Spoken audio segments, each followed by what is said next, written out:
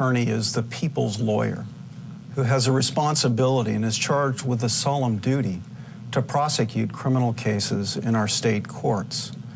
The district attorney is a term that is used in various contexts. Sometimes the district attorney is called the state's attorney. Sometimes they are called the people's lawyer. Sometimes it is a deputy district attorney. But in all of those different descriptive terms, the district attorney is a prosecutor. And as a prosecutor, we have two distinct but very significant responsibilities. First, we are an administrator of justice. Our job is to enforce the state laws and to do justice, to deliver justice in an even-handed, fair, and impartial manner. Secondly, we are law enforcement officials who have a very grave responsibility to the communities that we serve to protect the residents of those communities by the way we administer justice. Prosecutors feel a grave and serious obligation, a solemn responsibility to the crime victims we come in contact with. But we are not, under the law, your lawyer.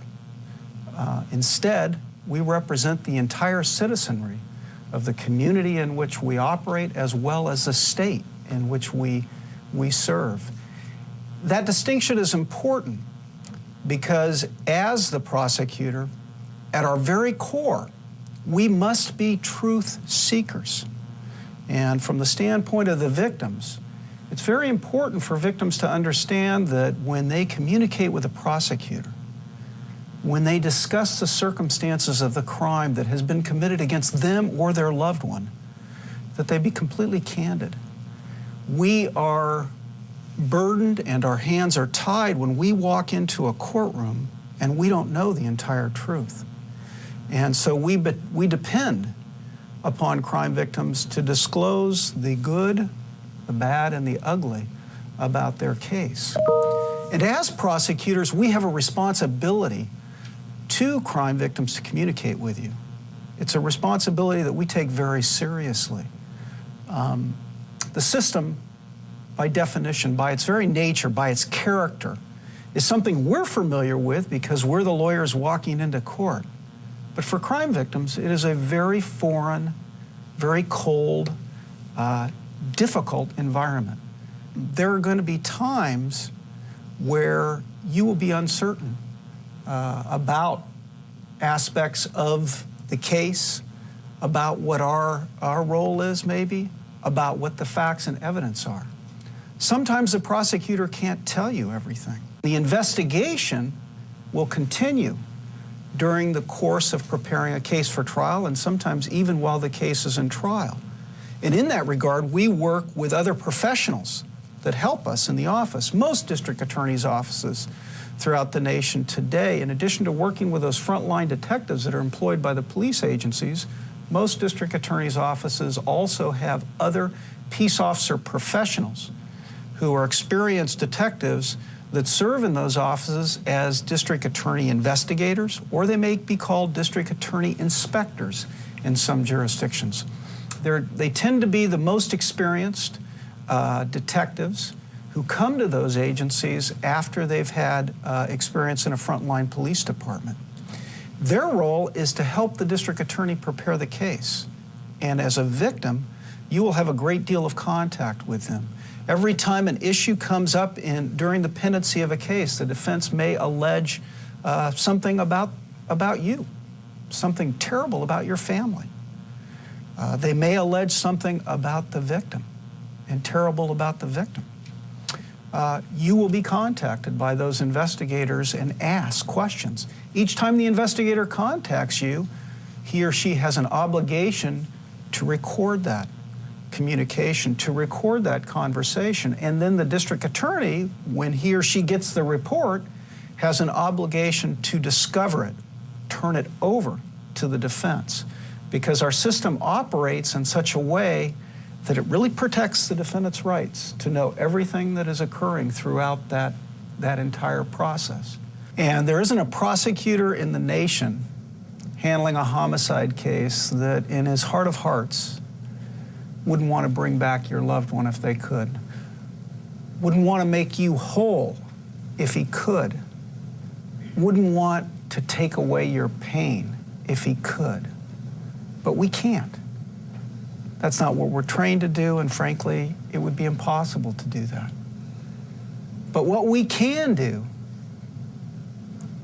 what we are committed to doing, what we will fight every day to do, is to bring the person, the terrible criminal who hurt you, who hurt your family, to bring that person to justice, to hold them accountable.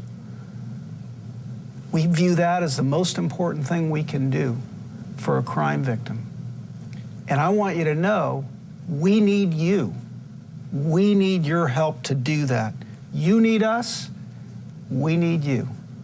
And together we can make a difference for you and your family.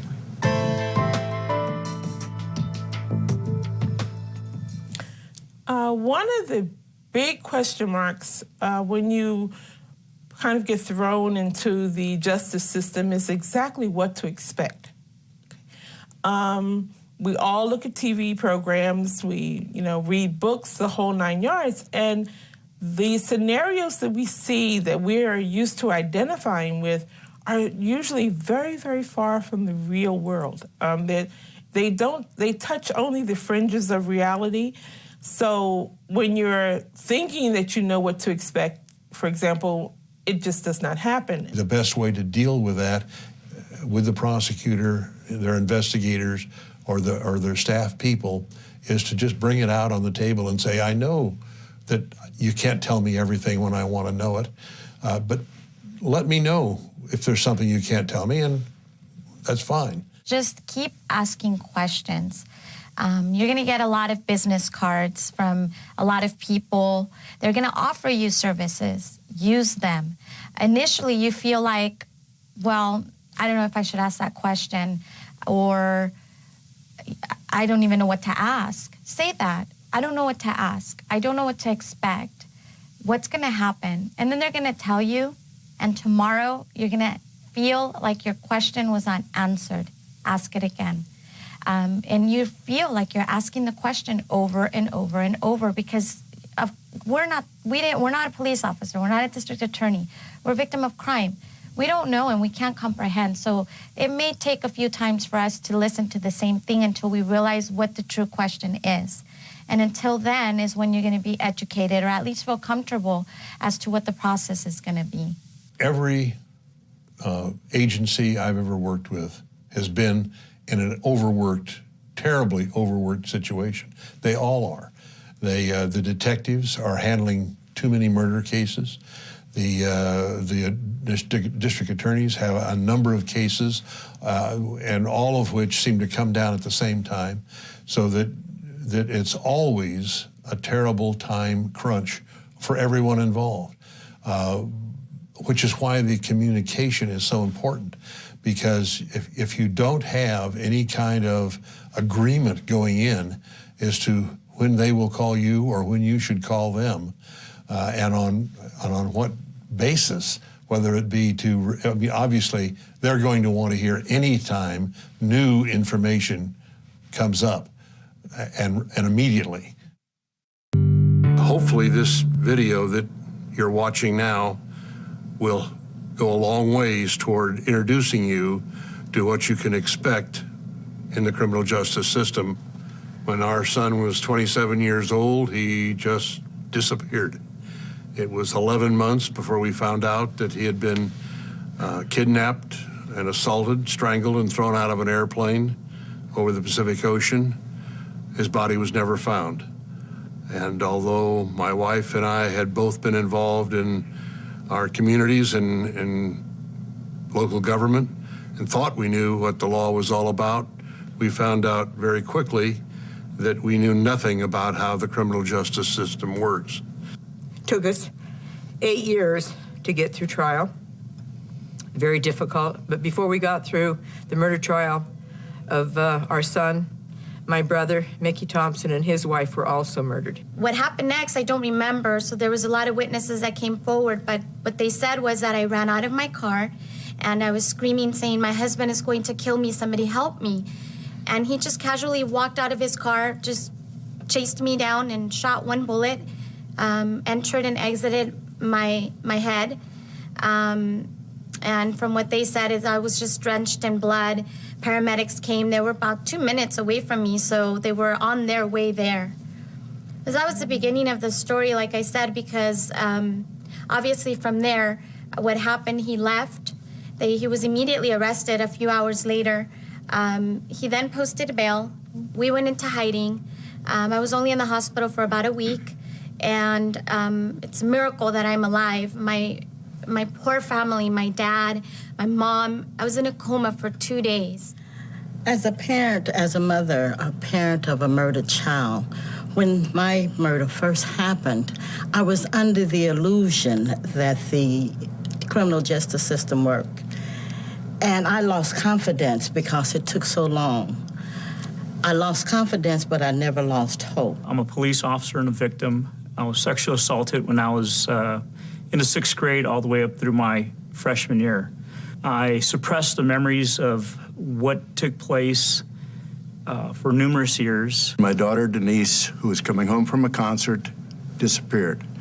We found her automobile parked beside the road with a flat tire, then 24 hours later. And for 3 years, that is all we knew. We looked for her. There was just no clues. But the thing is, I think we didn't give up. We kept looking, and finally in 1994, the perpetrator was found, and he had Denise in a freezer in Arizona. My brother was 40 years old, married, master's degree, 2 young kids, a 9-year-old daughter and a 15-year-old son. And on this Sunday morning, he went out and was sitting there in his car, and 2 what we now know to be gang members who didn't know him from anybody wanted his car and walked up to him at point-blank range and shot him and threw him out of the car to die like a piece of meat.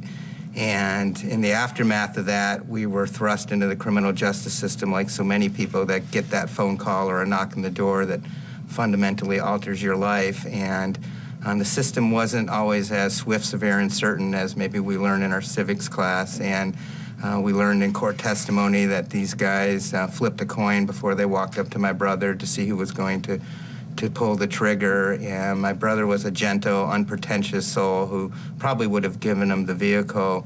But immediately, and I